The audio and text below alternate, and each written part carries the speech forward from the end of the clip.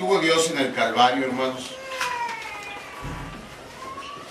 Cuando meditamos en la primera y la segunda expresión de nuestro Señor Jesucristo desde la cruz, vimos cómo los principales de los judíos, los romanos y la gente del pueblo en general que acudió al Calvario a presenciar la crucifixión de Cristo, convirtió el drama de la cruz en una farsa, en la más grotesca sátira en contra del Hijo de Dios. Todo lo que hicieron tuvo la intención de burlarse de Él, de injuriarlo, de escarnecerlo y reírse del título que Pilato había puesto encima de la cruz. De ninguna manera Jesús era para ellos el Rey de los judíos. Esta blasfemia era tan grande, tan imprecedente en toda la historia, que nos obliga a preguntarnos en dónde estaba Dios. ¿Cómo es que no bajó para interrumpir esa farsa? ¿Cómo es que no bajó para fulminar a los blasfemos que estaban infligiendo tan grande mal a su amado Hijo? Y la respuesta la encontramos en Isaías 53:10. Ahí dice la Biblia de una manera profética: con todo eso está hablando del siervo sufriente del Señor. Está hablando de Jesucristo de Nazaret. Con todo eso Jehová quiso quebrantarlo, sujetándole a padecimiento. Así que era la voluntad de Dios que su Hijo fuera tratado de esa manera y que fuera muerto. Y la razón la sabemos: para que fuera el sacrificio por el pecado, para que muriera en lugar de los pecadores, para que llevara en sí mismo el pecado de todos nosotros. Así es que no, Dios no bajó ni a castigar a los blasfemos, ni a proteger a su Hijo. Ahora, eso no significa que Dios no estuviera presente en el Calvario. Cuando el Señor Jesús pronunció lo que hoy conocemos como la cuarta palabra de la cruz: Dios mío, ¿por qué me has desamparado? Él estaba sintiendo la ausencia de Dios, aunque Dios estaba allí, solo que de una manera que es difícil siquiera imaginar. Porque Dios estaba presente en el Calvario no para castigar a los blasfemos, no estaba presente para proteger a su Hijo. Dios estaba ahí para castigar a su Hijo. Vamos al pasaje que registra esta parte del drama del Calvario. Marcos capítulo 15, a partir del versículo 33.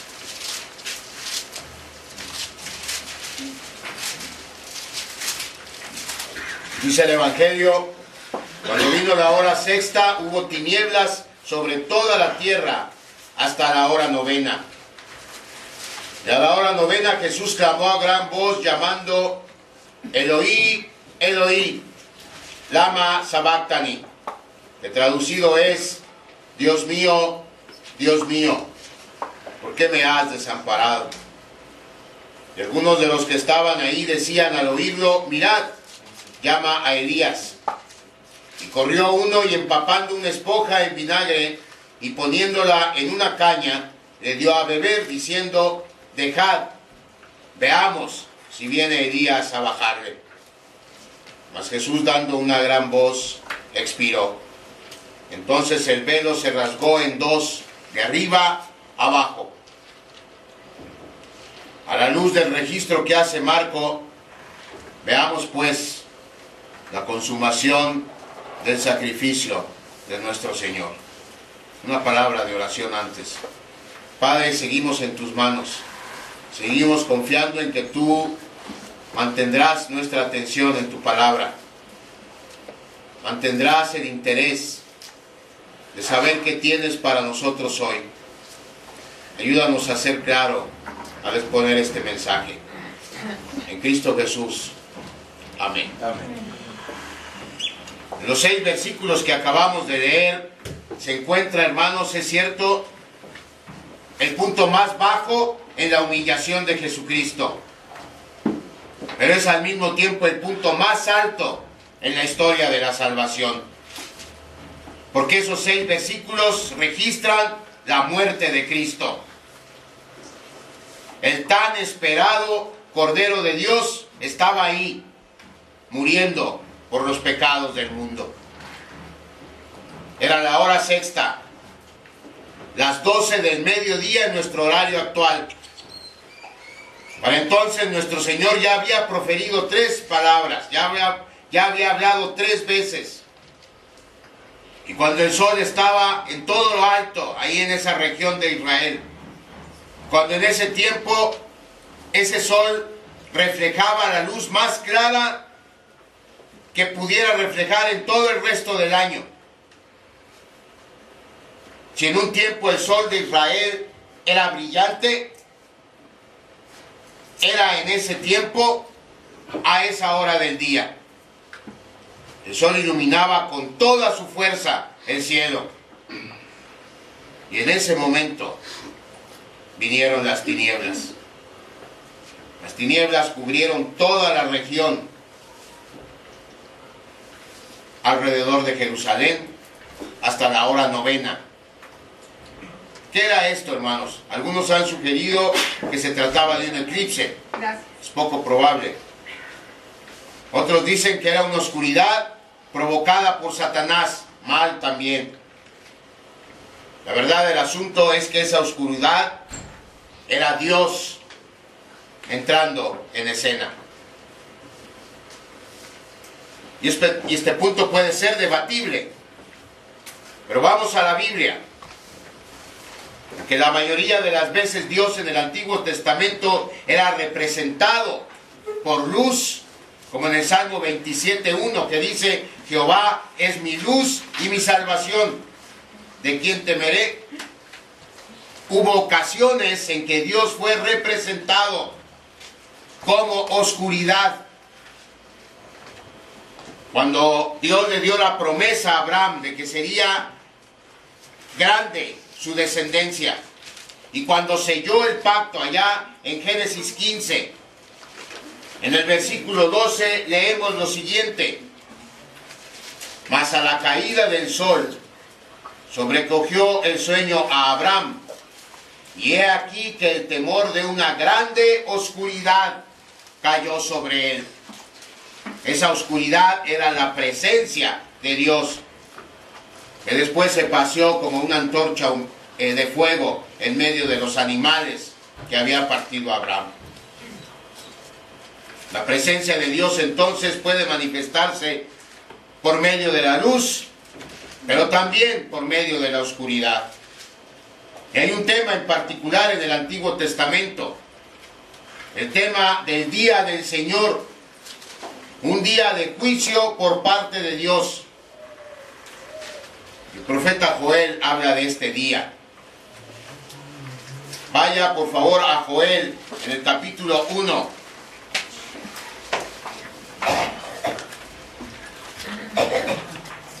Joel capítulo 1 versículo 15. Dice el profeta: ay del día, porque cercano está el día de Jehová, y vendrá como destrucción por el Todopoderoso. Ay del día, dice Joel. ¿Cómo iba a ser ese día? Bueno, en el versículo o en el capítulo 2 lo dice. Capítulo 2 de Joel, versículo 10. Delante de él temblará la tierra, se estremecerán los cielos, el sol y la luna se oscurecerán, y las estrellas retraerán su resplandor. Y Jehová dará su orden delante de su ejército, porque muy grande es su campamento. Fuerte es el que ejecuta su orden, porque grande es el día de Jehová y muy terrible. ¿Quién podrá soportarlo? Dice Joel. Este pasaje se refiere al juicio final del mundo por parte de Dios. Un tiempo cuando Dios se revela mediante oscuridad y no como luz.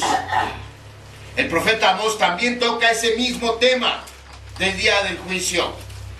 Amós, en su capítulo 5, versículo 20, dice, es una pregunta retórica. Amós, capítulo 5, versículo 20. ¿No será el día de Jehová tinieblas y no luz? Oscuridad que no tiene resplandor. De esta manera, hermanos, la oscuridad simboliza la furia divina. Simboliza la justa ira de Dios siendo liberada. Por eso es que el infierno, en donde se hará manifiesto el juicio de Dios, es un lugar del cual el mismo Señor Jesucristo se refería a él como las tinieblas de afuera, en donde será el llanto y el crujir de dientes en una total y eterna oscuridad. Con eso en mente, entonces, debemos entender en el versículo 33 de Marcos capítulo 15 que el infierno vino sobre Israel desde mediodía hasta las 3 de la tarde. El infierno vino sobre Jerusalén. Por 3 horas el infierno vino sobre el Gólgota, cuando Dios desató la completa extensión del castigo eterno sobre su Hijo. Con una ira ardiente, usando las palabras del profeta Isaías. Así como Dios es el verdadero poder detrás del castigo en el infierno, Dios es el verdadero poder detrás de la oscuridad que se cernió sobre el Calvario. Porque ahí, hermanos, Dios desató el infierno sobre su Hijo.